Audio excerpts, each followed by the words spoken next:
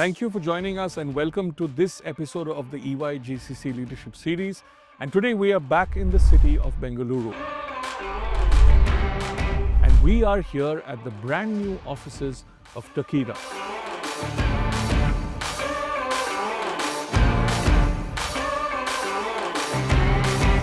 Takeda is a global pharma major that has very recently established their hub in Bengaluru to drive digital innovation. And we will be talking to Tilak Banerjee to understand more from him on what drives this center and, more importantly, how this center is committed to driving better health and a brighter future. So come join us.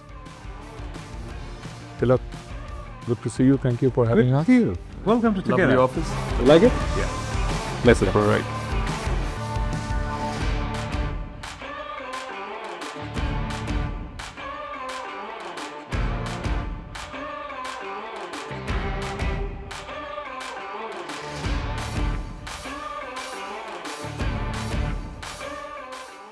Very excited about the Takeda ICC. So let me get started with asking you, why did you choose India as a strategic location?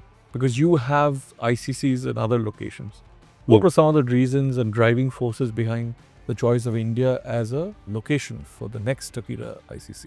To give a very short answer, Arindam, it is the talent, and that's always the play. Right. So we did a pretty comprehensive research about the third location. Right. That is, this is the third ICC, as you know, for Takeda.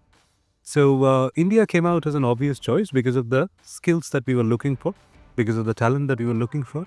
And within India, then we wanted to see what were the options in terms of locations within India. And that is where, again, after mapping the skill sets, the availability of experienced skills, as well as new talents emerging from the universities based on the courses that they're offering, it seemed that Bangalore was the best choice for us, and that's why we are here.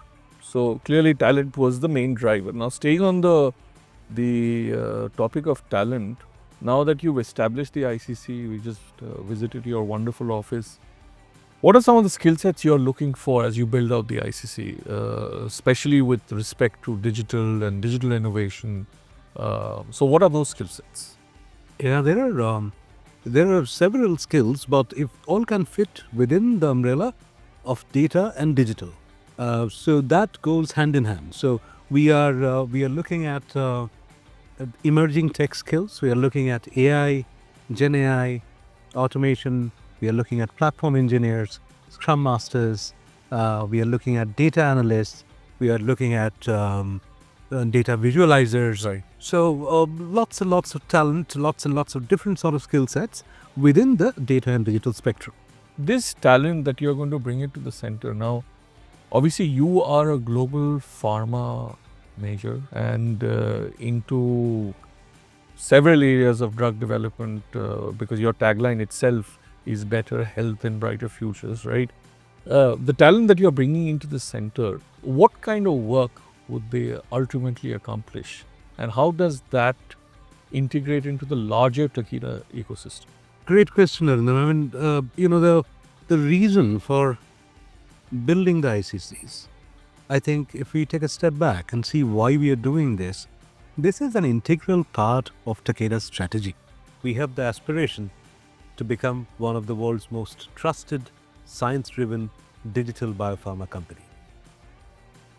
And when we say digital biopharma, if we are trying to go to that spectrum through this transformation, the phase that the industry is going through and which Takeda is also going through, you need to build your own tech muscle. Right.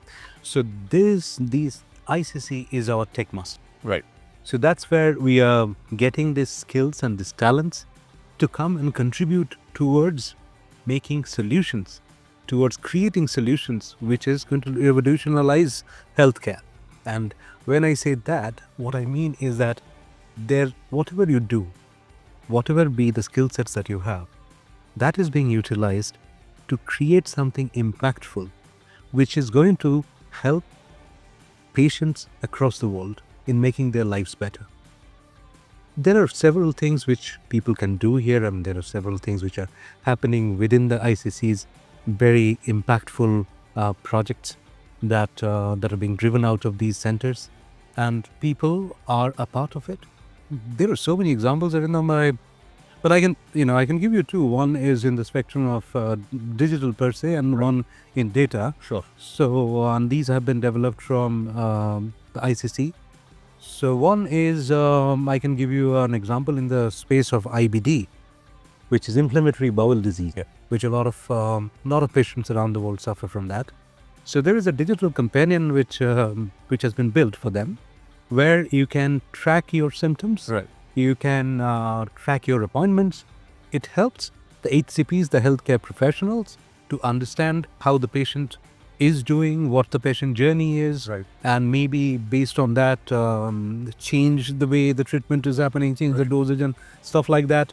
And it also looks into the user, and it has details like where are the public restrooms in the city that you are in, as that you are traveling in, so that it helps them utilize this as a companion which helps them manage their disease better, a lot better. So that's the power of digital for you. And then an example for the power of data, like Qdenga, the vaccine that Takeda has, which has been launched in different parts of the world. What has happened is that we have created a model. It's a predictive model which predicts the dengue outbreak in future and gives it a localization, and it combines different sort of data sets. Right. So it can be historical data, it can be the weather data which is conducive for breeding of the mosquitoes. So all of these data coming together, if you can localize to an extent where you say that these are going to be the hotspots of the future 6 months down the line, Right. it helps you provide access of the vaccine Right. people who would need it the most at that point of time. Right. I think that is a very powerful thing, and that's the power of data and digital, and that's the impact that people working in these ICCs, they can drive.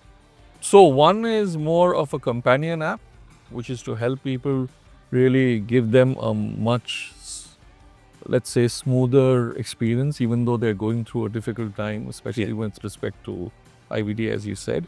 And then the other one is much more to pinpoint and predict where the next outbreak is going to happen. So that's quite fascinating. Now, having spoken about skills, maybe the last thing I want to sort of cover is the concept of employee value proposition.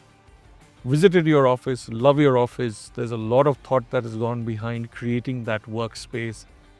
Talk to us a little bit about how you are thinking of this whole concept of employee value proposition.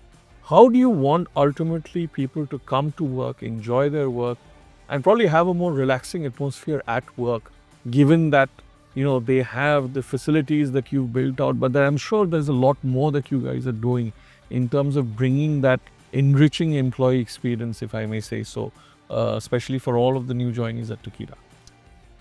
Yes, Arindam, and I think, when we say we are an innovation capability center, that thought that how do you create that starts from the beginning when you are thinking of establishing the center. Right.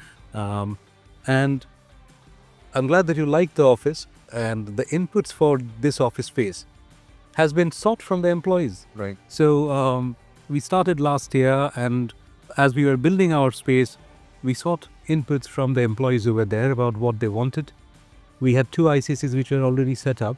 So we took interviews, inputs from those employees, telling us what worked, what they loved, what they didn't, kind of distilled those inputs together, and then created a space, a design. And there have been so many people in this. As you can see, these inputs came all from these employees. Then it was our design team, our leadership, all of us. We had inputs in each and every corner of the office, because we wanted to design it in a way which is conducive for creativity. So one example which I always give people is that, we do so many things during the day. They are different sort of stuff which requires a different environment for you to be very effective there. Like, at times you just want to focus on something and you don't want anybody to disturb you. Right. So we have got focus rooms where you can have that room to yourself, which is designed in a way which keeps away all the noise. You can lock it and you can just concentrate on what you are doing. Then there are duo rooms where you want to have a discussion with somebody without any digital distraction. So the spaces have been created like that. So you're giving these options to people, and we have a fluid workspace. So we are not saying that this is your sit and this is where you have. So it's not all the rigid. time. It's not rigid. You choose according to the work that you're doing. So when I come into office in the morning, throughout the day that I'm there, I probably would log in or work from 5 or 6 different places. And that keeps you dynamic. That's good for ergonomics. That's good for your health. And that's conducive for your creativity and to do the stuff that you are doing effectively. So it's right from the design of the office space to the kind of purpose that you give the skills. So as you were saying that whatever you're doing, whatever your role is, whatever your function is, you can connect it back to an impact that you are driving in the lives of the patients. Right. So giving that purpose to the skills, which you can do as Takeda, I think that's really very important.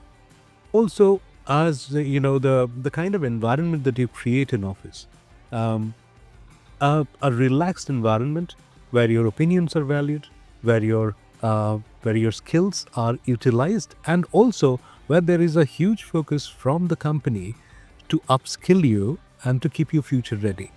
In this space, Arindam, because the demand keeps on changing so much, emerging tech, as the name says, keeps on emerging. So you have to be future ready. So there is a huge investment that Takeda has in upskilling people, in keeping them future ready.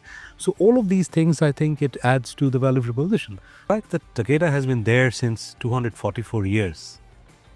Let me tell you about our core values. Takedaism incorporates integrity, fairness, honesty, and perseverance, with integrity at the core.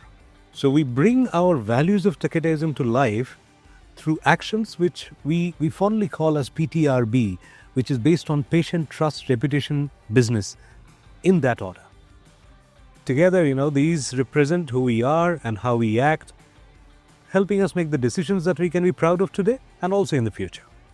That's perfect. I mean, look, what's fascinating to me is 2-3 things that you said: flexible workspaces, the office for employees, built by the employees at the end of the day. I mean, they've given a lot of design inputs. Yeah. But ultimately, at the end of the day, it is the integration of the Takeda culture into every aspect of that office. Tilak, it's been a fascinating conversation. I wanted to thank you for inviting us into your world. I know this is still fairly new, but we wish you all the very best for many years to come as you grow the ICC and accomplish everything that you spoke about. And as you say, build a healthier future for everyone. Thank you so much. Thank you so much, Arindam. Pleasure. Thanks a lot for coming over. And for those joining in, thank you so much for watching this episode of the EY GCC Leadership Series. We'll be back soon with the next one. Until then, take care.